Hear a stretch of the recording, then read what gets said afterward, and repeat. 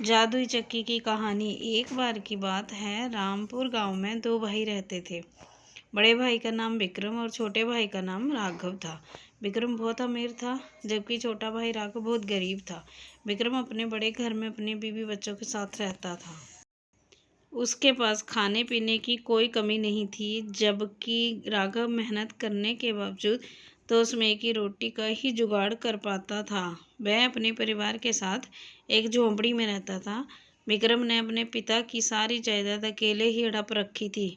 उसने जायदाद में से अपने छोटे भाई को कुछ भी नहीं दिया था। दिवाली के दिन विक्रम ने अपने घर को बहुत अच्छे से सजा रखा था।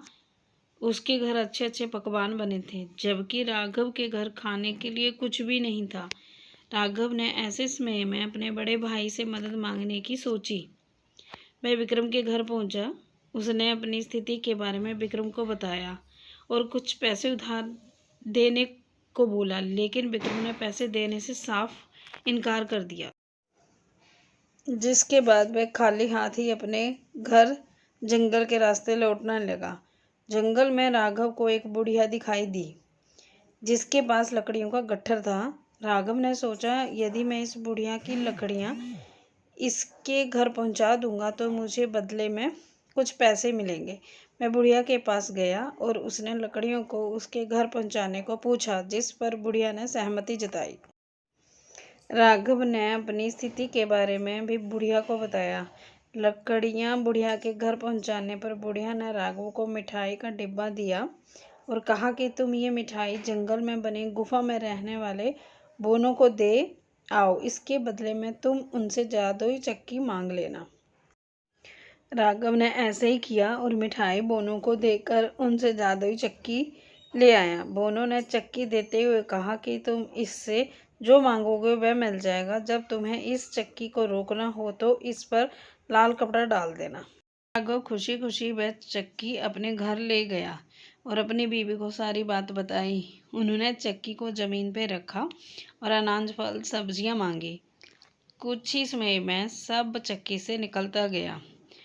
उन्होंने जिसके बाद भरपेट अच्छा खाना खाया। राघव अब चक्की में से निकलने वाले अनाज को मंडी में ले जाकर बेचने लगा, जिससे वे कुछ ही समय में अमीर हो गए। उन्होंने नया घर भी बना लिया।